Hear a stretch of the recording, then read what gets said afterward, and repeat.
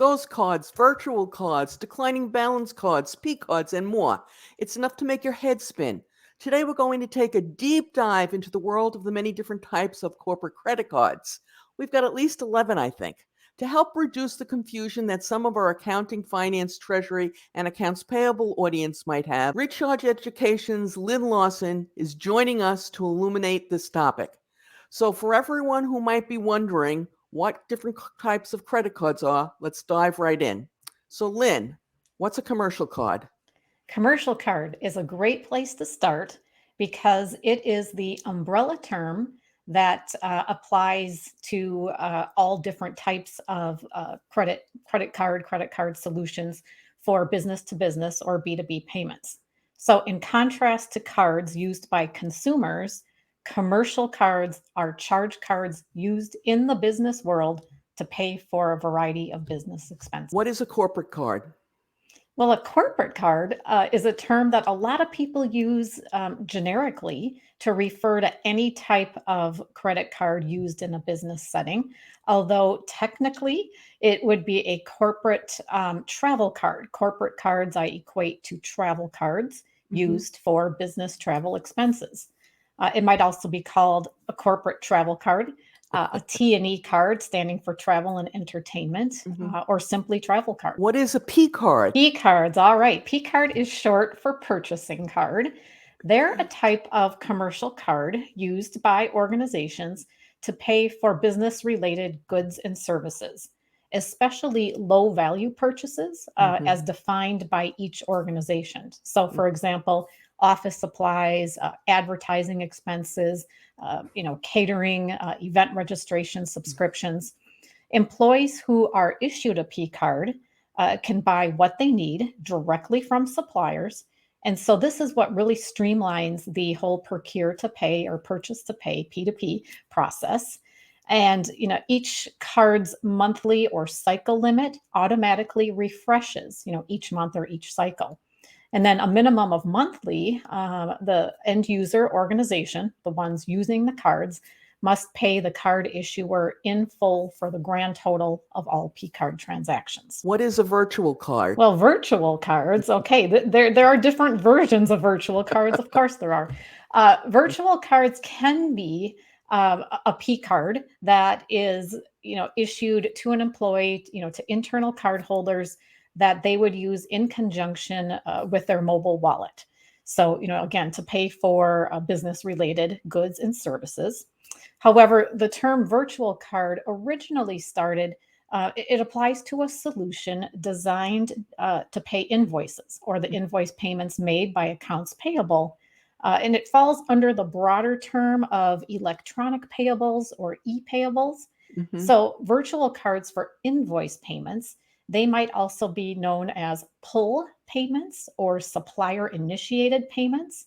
They require a supplier to process a charge transaction for a specific amount. So, whatever the end user organization has approved for a certain invoice or batch of invoices, that supplier would process the charge to a designated account number, which typically expires in 30 days or less. It just all depends on how it's set up. But the card limit is tied to the dollar amount that's approved. So, there is no monthly limit per se. What is straight through payment? Which we don't Well, really think of as a card payment, but I'm guessing it is. Exactly. So sometimes when you hear people talk about card solutions, you see the card in air quotes Right. because, like you said, it doesn't sound like one. Right. This would be straight through payments are another type of e-payables or electronic payables in the world of card solutions. They're different from virtual cards that a supplier would charge because in this case, straight through payments do not require the supplier to process a charge transaction to a designated account. Instead, the supplier receives the funds directly through its merchant account related to card acceptance into its bank account. So in this way, it sounds similar to an ACH payment, right? But it runs on what's known as the card rails, not the ACH. What is a ghost card? Well, now, Ghost Card would be a type of P card or purchasing card that is issued usually to a specific supplier.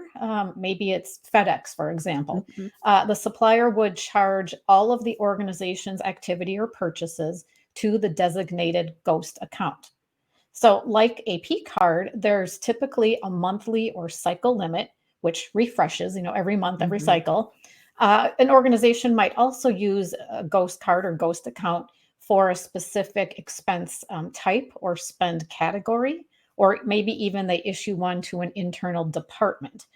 So Mm. it's different. You just don't have them per se to, an individual employee.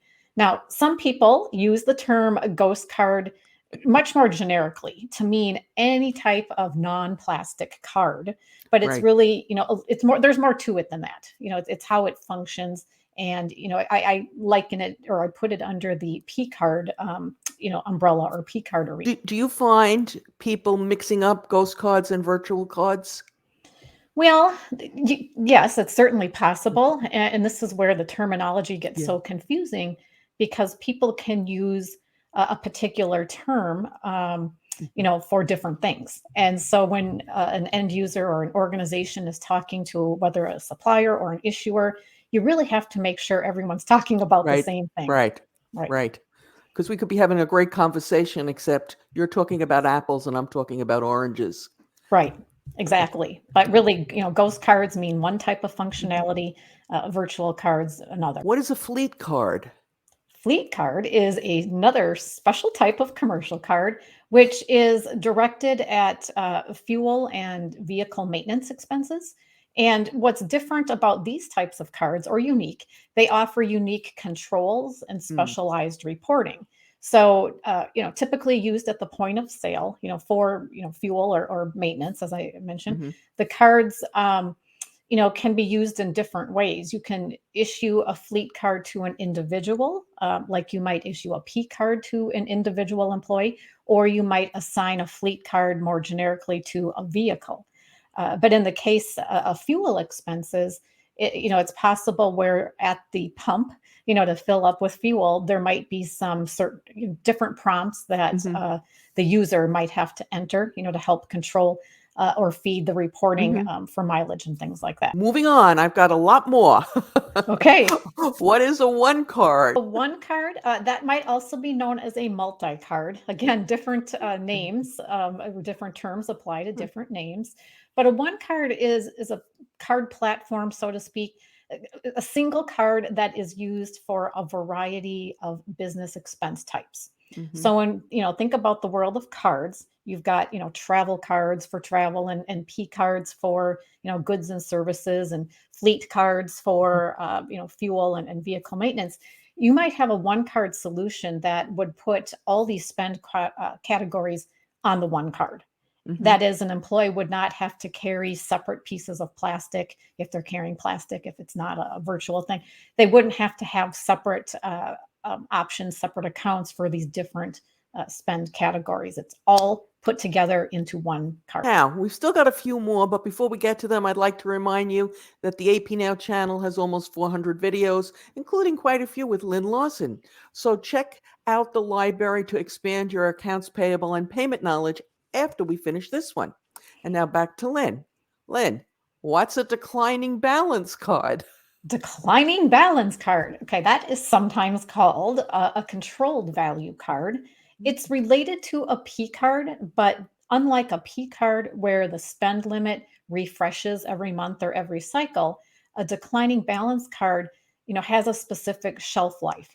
It has a specific dollar amount or limit established up front, along with a very specific expiration. Maybe it's 1 month, 2 months, 3 months, just whatever it might be. Mm-hmm. And they're used for a special purchase. So an organization, for example, might use it for a special meeting or event, and they would put all the expenses related to that big event Mm-hmm. on that declining balance card. Because if your budget is, say, $3,000, then you Mm-hmm. do a $3,000 limit on this Oh. card. And then as expenses, occur, then, there's obviously less available limit left.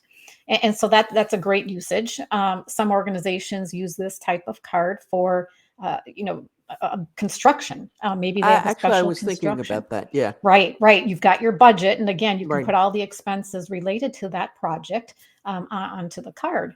And another popular use would be for infrequent travelers. If they Mm. don't really travel enough to qualify for a typical corporate travel Hmm. card, then the organization might give them a declining balance card based on what is estimated for the trip, all the Hmm. expenses. And you can set an expiration date for maybe a week after the trip is due Hmm. to conclude, and then all the employees expenses for that trip would go on Hmm. the declining balance card. Hmm. And so it's also relevant to point out that with the advent of virtual cards for employees for their mobile wallets becoming more popular, you might have a declining balance card in plastic form or now in virtual form. Okay, what's a prepaid card? Well, that of course it's like it sounds, and in fact, The only one. I'm sure at one point or another have had a prepaid card. So unlike other commercial cards that function like charge cards, Hmm. this is a pre-funded card. Hmm. So you automatically are purchasing dollars or putting money on this card that you're paying for up front, and it's a card that could be reloadable, or Mm. non-reloadable. So there are different types, and it might also be called a stored value card, or Okay. maybe some other term. As with all types of cards, people call them different things, and they can all mean the same thing. And then what is a business card? A business card is, I would call it a cousin to commercial cards. It's not exactly a commercial card. They're also known as small business cards. Okay. So they are different than commercial cards. They're issued to or used by smaller organizations, as defined by a card issuer. And it's for all expense types.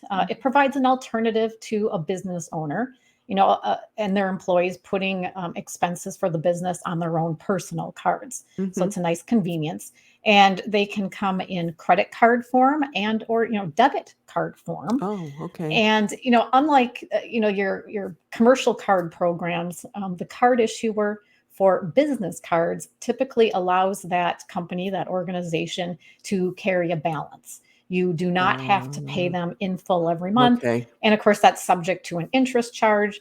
But a differentiator though from your traditional commercial Right, card right. products like P card. So, despite all the different types of cards, some companies still employ what I consider to be the really poor practice of allowing employees to use personal cards instead of company cards for company business. I don't think companies that permit this, as almost half of them do, realize how bad this is or what a poor practice this is. Lynn recently joined us to shed some light on why and how this practice can hurt. You can watch it right now using the link that will appear momentarily on your YouTube screen and is in the description below. As always, we appreciate your thumbs up as your support helps us grow.